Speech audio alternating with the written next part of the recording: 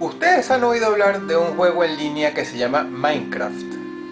Estoy seguro de que muchos sí. Es muy entretenido y se pueden hacer cosas bastante interesantes. Pero lo importante es que además se pueden ver cosas muy particulares, en especial si tú eres de los que pasa mucho tiempo en este juego. Hace no mucho, un usuario había creado un mapa bastante grande y estaba construyendo. Era tarde en la madrugada y cuando ya llevaba varias horas inmerso en el juego, vio a otro usuario muy a lo lejos. Cuando le aplicó el zoom, se dio cuenta de dos cosas muy interesantes. La primera es que este usuario no tenía ojos, o por lo menos el carácter que aparecía en la pantalla no parecía tener pupilas. La cuenca de los ojos, de los globos oculares, estaban vacías completamente. Esto no le preocupó mucho porque después de todo uno puede manipular al personaje, quizá incluso más allá de lo que el mismo juego te permita. Si eres de esas personas que saben mucho, cualquier cosa es posible. Lo perturbador era que este usuario en particular, además de que no respondía a ningún mensaje, simplemente se le quedaba viendo al jugador desde lo lejos. No tenía un nombre de usuario encima de su cabeza, como todo el resto de las personas que utilizan Minecraft.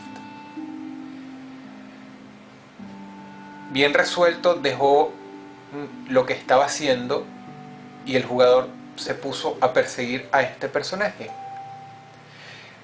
Pero ni bien el misterioso jugador detectó que alguien se le estaba acercando, decidió darse media vuelta y desaparecer entre los árboles y la neblina de Minecraft, y más nunca lo pudo encontrar.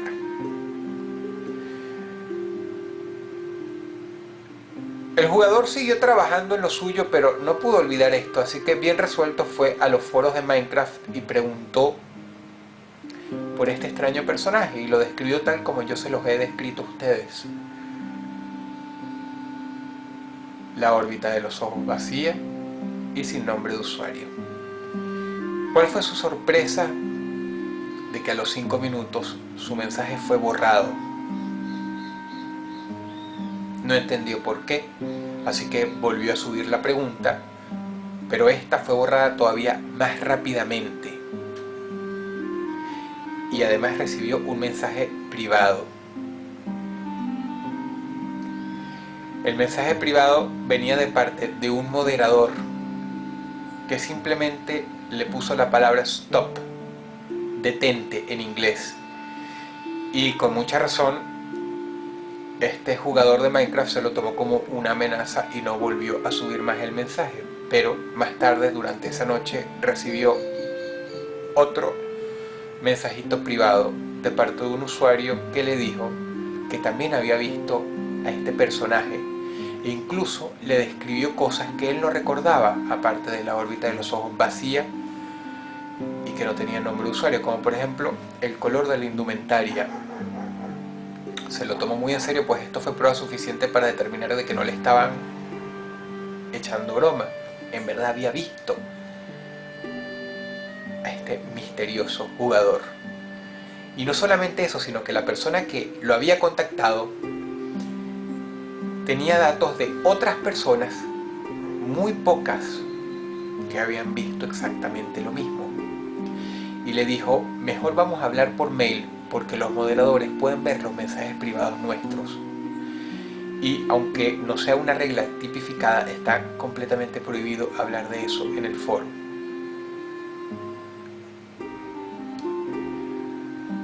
Más tarde, recolectando información, nuestro jugador supo que el personaje misterioso de ropa amarilla, pantalones marrones y con rasgos faciales extraños pertenecía al hermano del creador de Minecraft, que se llama Notch, o por lo menos ese es su nickname. ¿Cómo lo saben? Simple, porque antes de que su nickname no se pudiera ver, ese mismo muñeco pertenecía a un usuario de nombre Herobrine, y en efecto era un sueco que a la vez es el hermano de Notch, que también es sueco. Por lo tanto, decidió agarrar el toro por los cuernos nuestro jugador y le mandó un correo electrónico a Notch preguntándole sobre el personaje en cuestión. Pero decidió ser prudente, no le habló de nada del foro, ni le habló tampoco de detalles particulares, simplemente le dijo que si él conocía a un tal Herobrine. Y también describió las características de su personaje. Tardó mucho en recibir una respuesta porque obviamente el señor Notch es un hombre muy ocupado, pero finalmente llegó a su bandeja de entrada. El mensaje fue muy corto, muy parco y muy simple. Sí, yo tenía un hermano. Sí, su nickname fue Herobrine, pero él murió hace tiempo. Él ya no está entre nosotros.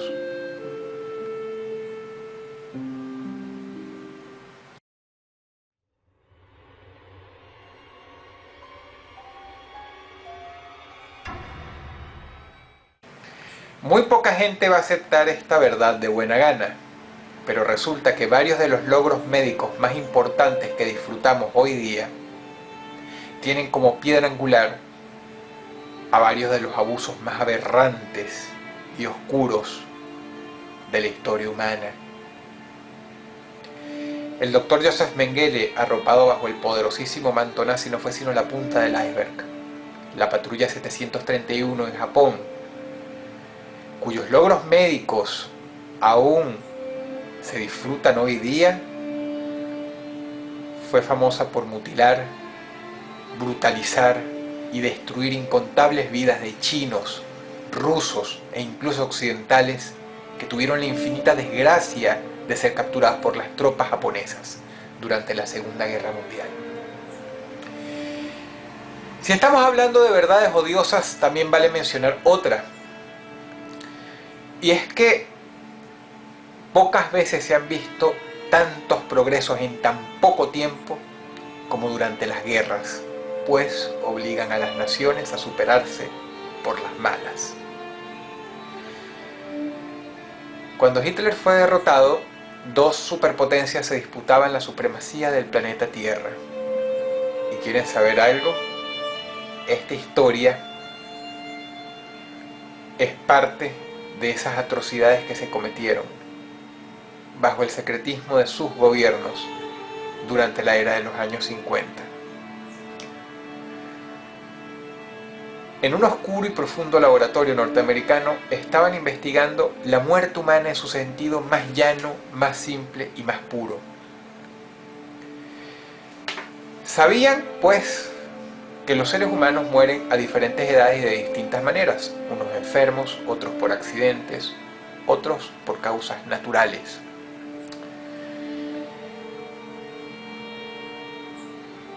Querían saber, pues, cómo propiciar la muerte de una persona de la manera más indolora posible, es decir, durante sus sueños. La persona que muere en sueños se le considera muy afortunada. La gran mayoría muere por infartos o por el cáncer, pero, o por lo menos hasta hace poco se creía que quien moría en sueños lo hacía de manera diáfana y sin sentir absolutamente nada.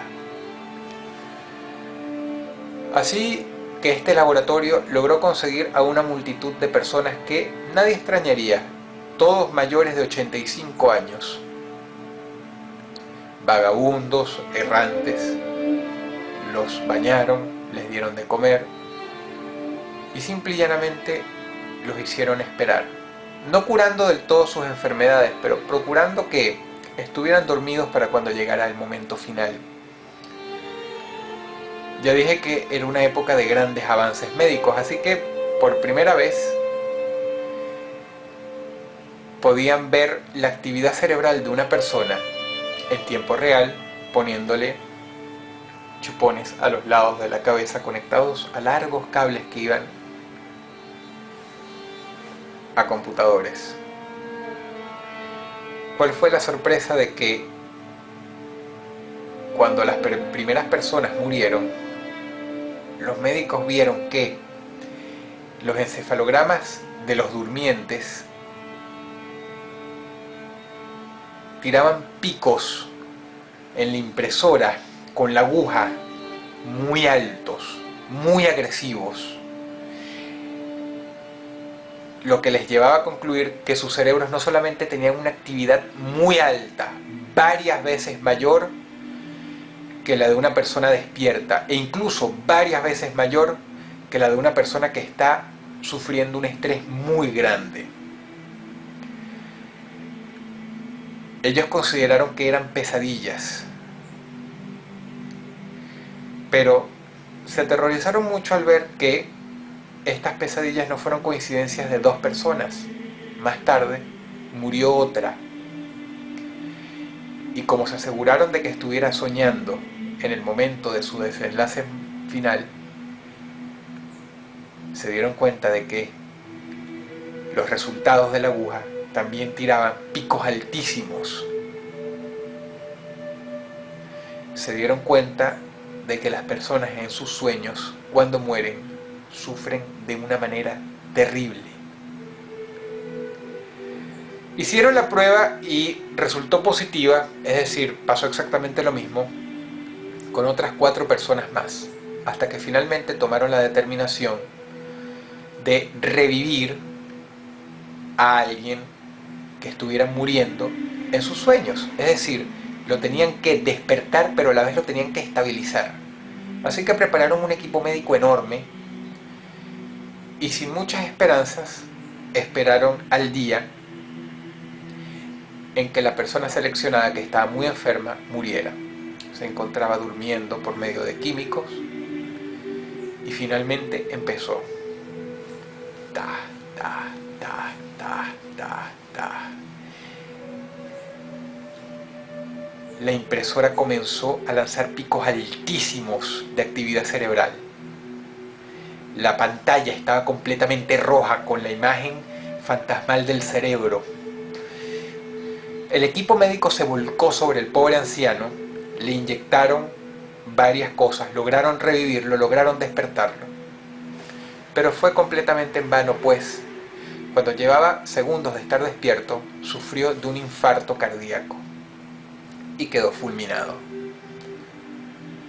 Uno de los científicos jamás va a poder olvidar lo que susurró el anciano antes de morirse, cosa que lo llevó a cancelar el proyecto para siempre y dejarlo dormido en un oscuro laboratorio a través de archivos incontables. El anciano le dijo: muérete antes de dormirte. No se sabe nunca qué vio.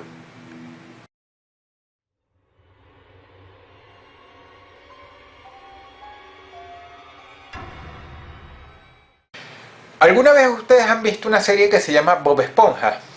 Yo sí, y les confieso algo, me gusta mucho. La considero una especie de Ren y Stimpy para chicos. Creo yo, considero que tiene un estilo parecido. Respecto a Bob Esponja, hay una historia que ha recorrido el internet y que se ha hecho muy famosa. Una leyenda terrible que incluso ha derivado en otras más pequeñas, en otras series, pero se considera que la única auténtica es esta. Era la temporada 3 y ya habían estrenado la película. Por lo tanto, los creativos del canal, todos personas muy jóvenes, estaban secos de ideas y además tenían otro fardo muy grande encima. Tenían que remodelar un poco la estética del show. Pues de acuerdo a reglas de marketing, ya se estaba haciendo un poco viejo. Habían pasado 3 años desde el estreno de la animación y ya era hora de darle un toque distinto, más adaptado. al tiempo que corría. Bien. Decidieron volver a los orígenes. Y cuando uno vuelve a los orígenes, vuelve a los episodios piloto. Produjeron 3. Ninguno particularmente gracioso, pero cuando estaban todos reunidos en la pequeña sala, con un gran televisor, pantalla plana, plasma, empotrado a la pared, decidieron insertar el último CD. El episodio empezaba así: el suicidio de Calamardo. El jefe consideró esto una broma de mal gusto, pues como ustedes saben, cuando diriges o produces material que está enfocado a los niños, tienes que tener cuidado de decir ciertas cosas, ciertas palabras son prohibitivas. Por ejemplo, la palabra cáncer está prohibida en una animación. Y aunque suicidio no estaba particularmente tipificada como una palabra prohibida, es obvio que no se podía utilizar. Pero lo consideró como algo que no se pudiera arreglar. El show podría ser, el episodio podría ser llamado de cualquier otra manera, así que lo dejaron correr. ¿Cuál fue la sorpresa de ellos de que esta entrega en particular iba a ser muy sorpresiva, pero por todas las causas equivocadas? Empieza Calamardo practicando con el clarinete en su cuarto. Gira la cabeza, ve por la ventana a Bob Esponja, que está allá abajo, y le dice: Calamardo, nos vemos en el concierto de esta noche. La escena corta muy bruscamente, incluso de una manera amateur, y ya está Calamardo en la tarima, y lo miran miles de habitantes del pueblo, peces, caracoles, de todo. Los que vean esta animación saben a qué me refiero. Empieza a tocar el clarinete con una melodía muy triste, pero más temprano que tarde sucede algo extraño, y es que la gente lo empieza a abuchear, pero no de una manera graciosa, caricaturesca, como la que estamos acostumbrados, no, de una manera cruel, ruin, perversa. Es difícil de describir. Incluso Bob Esponja se salió del personaje completamente y estaba abucheando a Calamardo.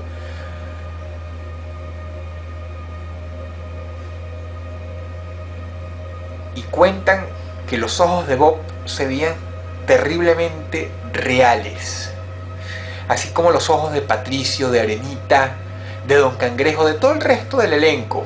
Ojos muy reales, y aunque no se podía escuchar muy bien qué decían exactamente, tú podías saber que era horrible, porque los rostros de ellos estaban muy arrugados, con expresiones de rabia muy profunda.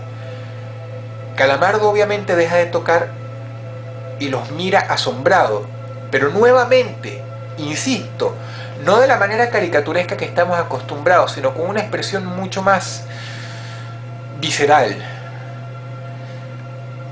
La impresión degrada en depresión. Corta la escena bruscamente otra vez, y está Calamardo sentado en su cuarto. Hay un filtro muy oscuro de fondo, muy espectral. Nosotros sabemos cuál es el color de Calamardo, pero ahora tenía un aspecto más malva. Y tenía los ojos rojos, pero no insinuando nada diabólico, sino porque estaba llorando. Y lloraba, y lloraba, y caían las lágrimas. Lágrimas largas. Y la forma en que Calamardo sollozaba y gemía no era para nada digno de una caricatura. Y así pasó el tiempo, 2 minutos, 3 minutos, y todo el mundo en el estudio frío, viendo la pantalla. Y lloraba, y lloraba, y lloraba, y decía cosas, pero muy por lo bajo, que no se podían distinguir. Entonces la imagen vuelve a cortar muy bruscamente y se ve una fotografía. Obviamente todos en el estudio se crispan, agarran el control remoto y retroceden, porque no era ni siquiera un mensaje subliminal. Era muy obvio para hacer un mensaje subliminal, pero ¿Cuál es su sorpresa? Que cuando llegan a ese cuadro en particular, era de un niño mutilado en una acera, muerto con lo que a grosso modo se podía describir como hachazos, con las vísceras chorreándole en las cinturas y en las entrepiernas, salidas, las tripas, los intestinos, una raja enorme abierta, la sangre brotando en la acera, en el pavimento caliente, y se ve una sombra sobre el niño, que obviamente es la persona que le está tomando una foto. Revuelo en el estudio, gritos inclusive. El director está furioso, pero cuando el sopor amaina un poco, sigue el episodio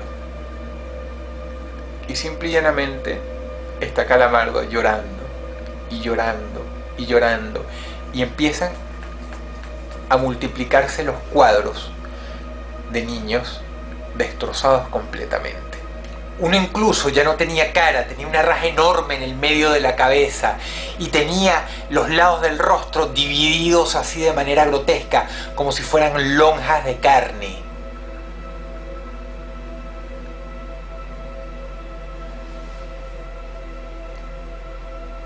Y luego todo vuelve a lo mismo, al rostro de Calamardo, pero esta vez él ya no está llorando. Simplemente está viendo fijamente a la pantalla con sus ojos grandes y rojos. Y así se queda por un rato ante el silencio sepulcral del estudio, como si se estuvieran viendo mutuamente animación y realidad. Escuchan que de los parlantes sale una voz muy gruesa que dice "Do it", que significa hazlo. Y finalmente Calamardo coge una escopeta y se vuela la tapa de los sesos. Fragmentos de carne, huesos, materia gris y sangre tan espesa que parece negra cubren la pantalla. Y el episodio termina tan abruptamente como empezó. Reúnen a todo el equipo responsable de la animación en el estudio. Pero por más severos que son, nadie se atribuye la creación del mismo. Nadie toma para sí la responsabilidad de ese episodio piloto, que sencilla y llanamente apareció en una caja puesto junto con los demás. La cuestión degenera con mucha rapidez y llaman a la policía, puesto que no saben si las fotos de esos niños las sacaron simplemente de internet, que es lo que quisieran creer, o si en verdad alguien las tomó. Pero cuando llega la ley y revisan y buscan y se empapan del tema, pasan las semanas y concluyen en dos cosas. La primera es que no hay pruebas de que nadie haya creado esa animación en el estudio, puesto que hacer un show, incluso si se trata de un capítulo, no es algo fácil. Se necesita un equipo entero y los recursos del canal para ello, pero no pueden probar que nadie lo hizo, incluso si fuera una sola persona, que ya de por sí es muy improbable. Y en segundo lugar, nadie reportó a ningún niño desaparecido y nadie supo de ningún infante asesinado, ni en las últimas semanas, ni en los últimos meses, ni tampoco en los últimos años, por lo menos no como se mostraban en las fotos. Determinaron que eran reales, pero no encontraron a nadie desaparecido.